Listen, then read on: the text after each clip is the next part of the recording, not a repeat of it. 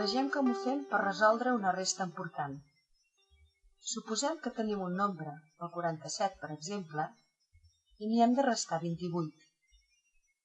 Comencem per la columna de la dreta, que són les unitats, i veiem que, de baix cap a dalt, no podem comptar de 8 fins a 7, perquè 7 és més petit que 8.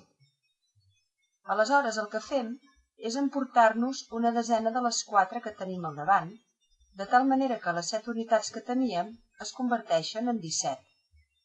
I per recordar que hem pres una desena al 4, dibuixem un punt davant del 2 a les desenes de baix, que després ja veurem per què ens servirà. Ara sí que podem comptar del 8 fins al 17, i el resultat són 9 unitats. Passem a la columna de les desenes.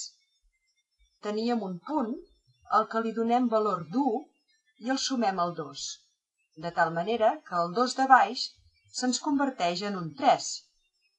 De 3 comptem fins a 4 i el resultat és 1. Aquesta és la mecànica per resoldre la resta important.